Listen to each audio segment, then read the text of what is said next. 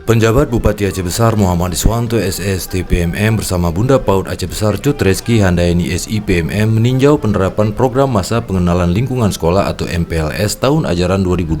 2024-2025 di SDN 1 Lamcot, Kecamatan Darul Imara dan SDN Lamsayin, Kecamatan Inginjaya Aceh Besar pada Kamis 18 Juli 2024. Kunjungan orang nomor 1 di Aceh Besar tersebut mendapat sambutan yang meriah karena terlihat para siswa baru berhamburan beramai-ramai untuk bisa bersalaman dengan PJ Bupati dan Bunda PAUD Aceh Besar itu. PJ Bupati Iswanto mengaku bangga dengan semangat para siswa yang sedang mengikuti masa pengenalan lingkungan sekolah yang digelar oleh sekolah dasar selama 2 minggu di tahun ajaran baru 2024-2025. Ia mengaku sangat ingin menyaksikan langsung bagaimana para siswa penuh semangat mengikuti pengenalan lingkungan sekolah yang baru dengan dipandu dan diberikan sosialisasi oleh para guru-gurunya. Sementara itu, Bunda PAUD Aceh Besar Cut Reski mengatakan pelaksanaan kegiatan masa pengenalan lingkungan sekolah yang riang dan gembira sangat penting karena merupakan masa transisi anak-anak dari sebelumnya belajar di pendidikan anak usia dini atau PAUD yang lebih banyak bermain ke tingkat pembelajaran dengan kurikulum baru dengan mata pelajaran dan sebagainya. Maka pada masa transisi ini harus dibawa dengan suasana yang gembira dan menyenangkan. Ia juga mengemukakan pentingnya pelaksanaan MPLS untuk pengenalan lingkungan, program sekolah, sarana dan prasarana sekolah, cara belajar di sekolah tersebut, penanaman konsep pengenalan diri siswa, serta pembinaan 6 pondasi penting di awal sekolah. MPLS sangat penting dilakukan karena memiliki manfaat dapat membangun kekompakan dan kebersamaan,